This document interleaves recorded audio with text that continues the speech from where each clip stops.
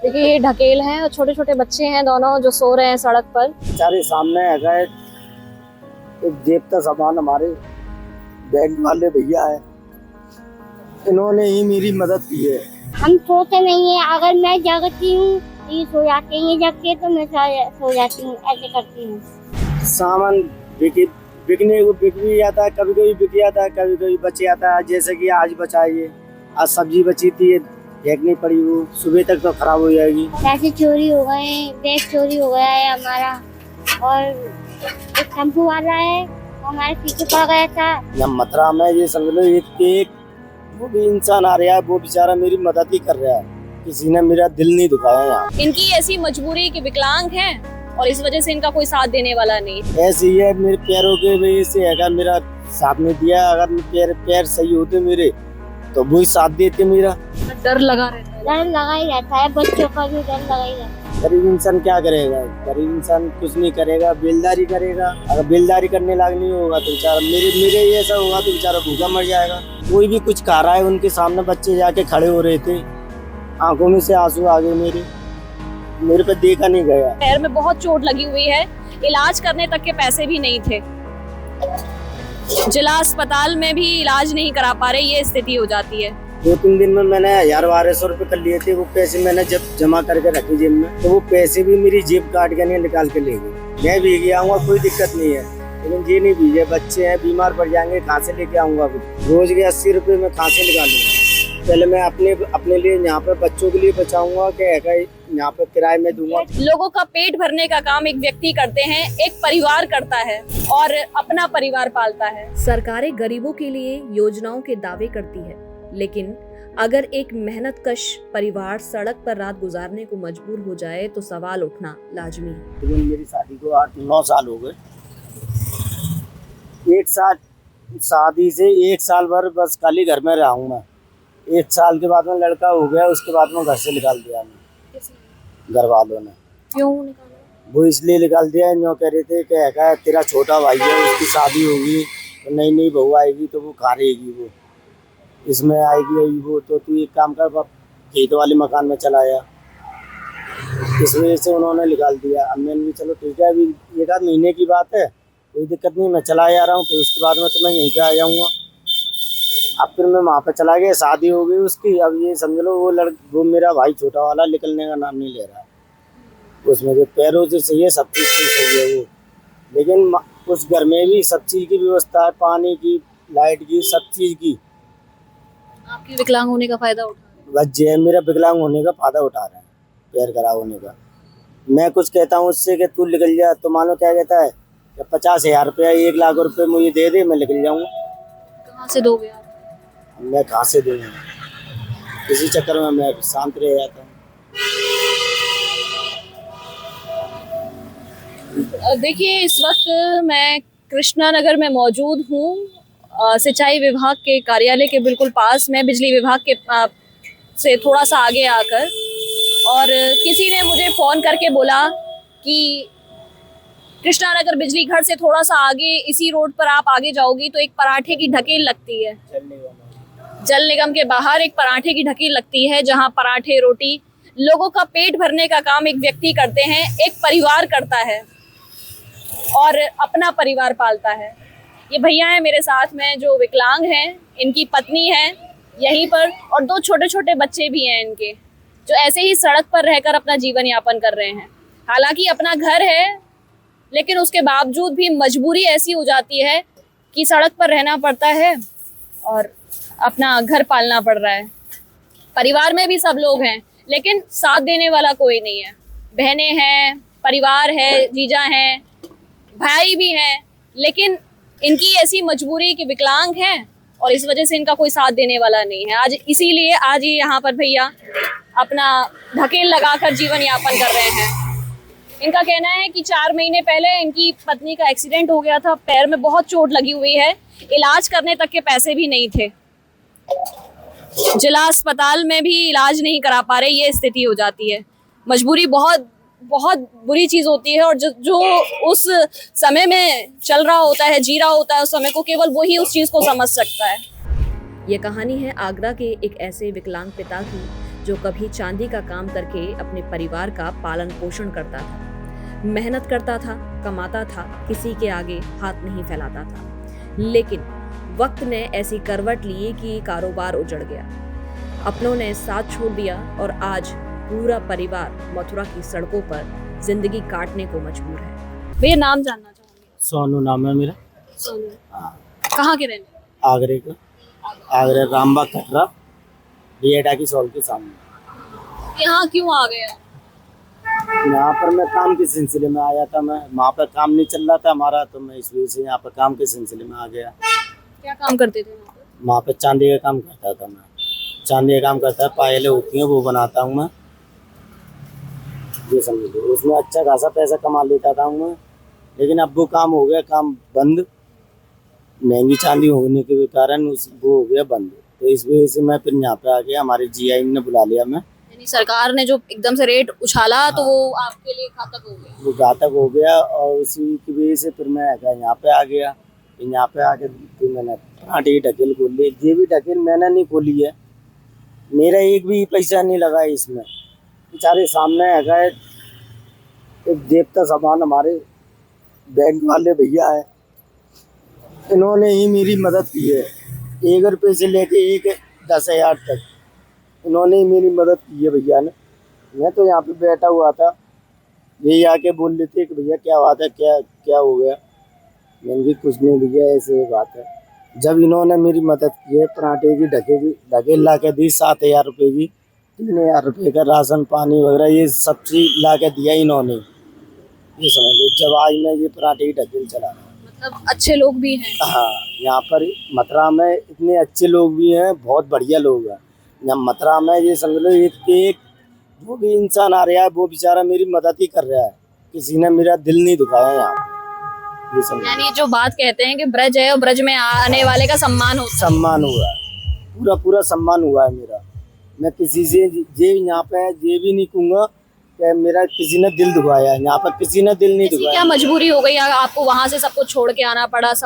परिवार ने साथ नहीं दिया? ऐसे ही है, मेरे पैरों के वजह से अगर मेरा साथ नहीं दिया, अगर मैं पैर सही होते मेरे तो वो ही साथ देते मेरा। बचपन से ही पैरों से? हाँ, पैर बचपन से ही है। भाई वगैरह कितने हैं, कितनी बहनें हैं? 2 भाई हैं, हम 3 भाई हैं, 2 बहन हैं। दोनों बहनों की शादी हो गई है, हम तीनों भाइयों की भी शादी हो गई है। एक भाई मेरा नीचे वाले कमरे में रहता है, एक भाई ऊपर वाले कमरे में रहता है। मतलब घर मकान बढ़िया है? हाँ, घर मकान भी सब सही है। और तीसरा मकान बनना है, वो बनना है जंगल से में, उसमें मेरे को भेज दिया है रहने के लिए। उसमें किसी चीज़ की व्यवस्था नहीं है, ना लाइट है, ना पानी है, ना लेटरिन है, ना बाथरूम है, कोई चीज़ की व्यवस्था नहीं है। अब मैं कहता हूँ लगवाने की तो वो यूँ कहते हैं कि तू कमा रहा है, तू अपने आप लगवा। अब तू रह रहा है उसमें, तू अपने आप लगवा, यूँ कहते हैं। अब मैं कहाँ से लगवाऊँ? मैं चला बीवी बच्चों को देखूँ कि मतलब उसमें लगवाऊँ मैं।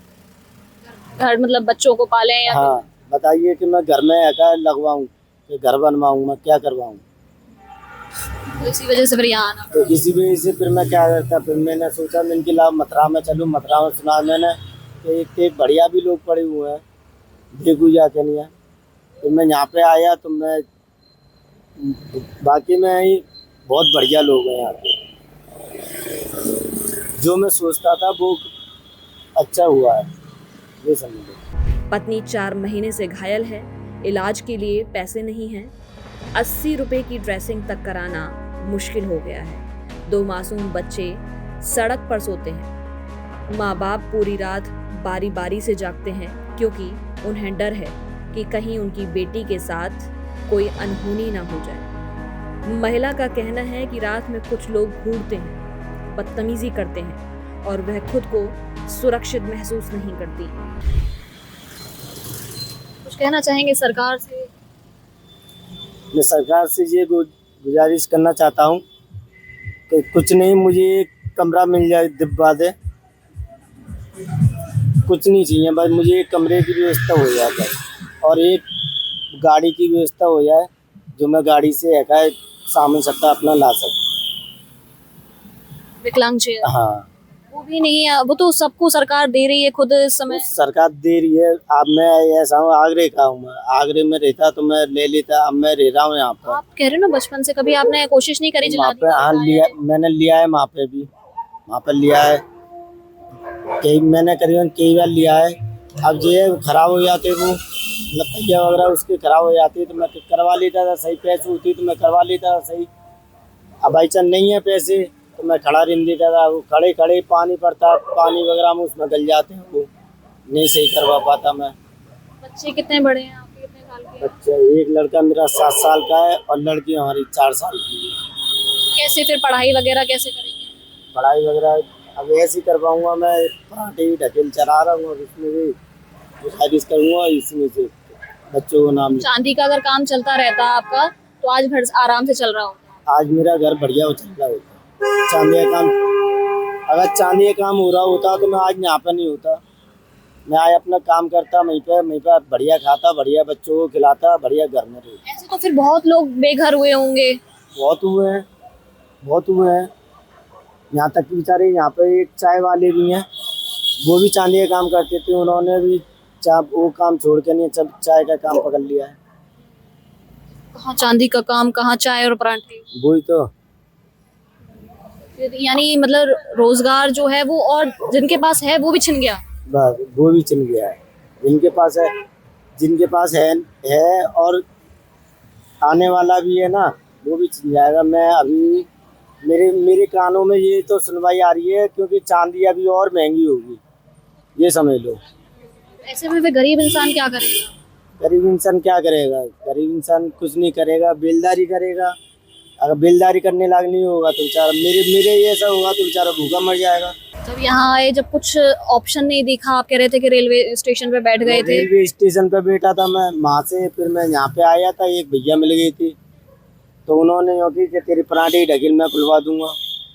हिम्मत कैसे मिली इतना, मतलब हिम्मत ऐसी है, अंदर से मेरा मन गवाही कर गया मेरा, ये समझ लो। बच्चे हैं मेरे, बच्चों को कोई भी कुछ खा रहा है उनके सामने बच्चे जाके खड़े हो रहे थे, आंखों में से आंसू आ गए मेरे पे देखा नहीं गया, तो इस वजह से आके नहीं फिर मैंने जी काम कर। यही सड़क पर सोते हैं? यहीं पे सोता हूँ मैं सड़क पर। कब तक ऐसे रहेंगे? अब देखो मैं कमरे की व्यवस्था कर रहा हूँ, कमरा भी मिल रहा नहीं है, 5-5, 6-6 हज़ार रुपये में कमरा मिल रहा है। तो मैंने सोचा मिल के अभी थोड़ा सा और बजट कर लो, इसमें से थोड़ा सा और हो जाएगा बजट तो अब कमरा ले लेंगे किराए पे। कब से लगा रहे हैं यहाँ पर? ये 3 महीने हो गए। कुछ भले लोगों ने मदद का हाथ बढ़ाया, पराठे का ठेला लगवाया, लेकिन क्या सिर्फ समाज के भरोसे ही ऐसे परिवार जिंदा रहेंगे? क्या सरकार और प्रशासन की जिम्मेदारी यहीं खत्म हो जाती है? आज भी इस परिवार के पास रहने के लिए छत नहीं है। मेहनत की 4 दिन की जमा पूंजी भी चोर लेकर भाग गया। फिर भी यह पिता हार नहीं मान रहा, क्योंकि उसे अपने बच्चों का भविष्य बचाना है। क्या नाम है आपका? एक बहुत बड़ा संघर्ष देखने को मिला आपको, आपके पति ने भी बहुत सारी चीजें बताई। यहाँ तक कि हमारे यहाँ से पैसे भी चोरी हो गए, बैग चोरी हो गया है हमारा, और एक टेम्पो वाला है वो हमारे पीछे पड़ गया था, बाद में मतलब ने मेरे साथ में बदतमीजी भी करी, सब लोगों ने मार भी लगाई बाकी अंदर ले आए थे। यहाँ आता है रात को शराब पी के? नहीं शराब पी के नहीं, मोमडन है वो। 2 बजे के बाद में आता है रात को। मतलब सड़क पे महिलाएं आज भी सुरक्षित नहीं है? नहीं, तो हम सोते नहीं है, अगर मैं जगती हूँ ये सो जाते हैं, ये जगती है तो मैं सो जाती हूँ, ऐसे करती हूँ। मतलब डर लगा रहता है? डर लगा ही रहता है, बच्चों का भी डर लगा ही रहता है। यहाँ पे बच्चे कितने हो रहे हैं ना। जो समझ लो मैं आपको दिखा नहीं सकता हूँ, मेरी ये पैंट पीछे से ऐसे काटी है, पीछे से पैंट जे काटी है, फिर इसके अंदर से जेब है पीछे की, फिर जेब काटी है, जेब के अंदर से मैंने 2-3 दिन ही लगाए थे ढकील को। 2-3 दिन में मैंने 1000-1200 रुपये कर लिए थे। वो पैसे मैंने जब जमा करके रखे जेब में, तो वो पैसे भी मेरी जेब काट के नहीं निकाल के ले गए, ये समझ लो। तो कौन ले गया कुछ पता नहीं चला? कुछ नहीं पता चला है। और दो क्या बीती होगी उस वक्त की कमाई, मेहनत की कमाई? मेहनत की कमाई में जे समझो 2-3 दिन तक तो मैं हैगा खाना भी नहीं खाया मैंने, ना मैं ढकेल लगाई मैंने, कुछ नहीं, रोता रहा मैं हैगा, ये समझ लो।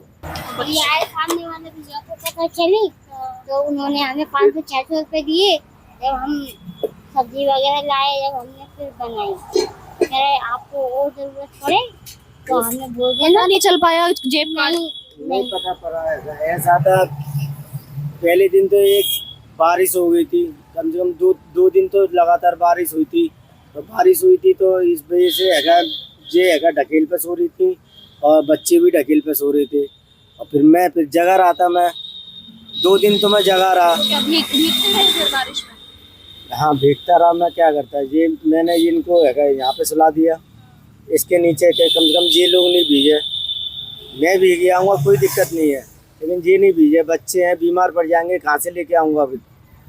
तो फिर मैंने जिनको तो सुला दिया, मैं भीगता रहा 2 दिन तक। बीमार पड़ जाते? बीमार पड़ जाता कोई दिक्कत नहीं, मैं एक दवा लिया था, कोई ऐसी कोई बात नहीं है, मैं झेल जाता, लेकिन बच्चे तो नहीं झेल पाते, वो तो अभी छोटी सी नाजुक है। वो है बच्चियां हैं, बेटे हैं? एक लड़की एक लड़का है।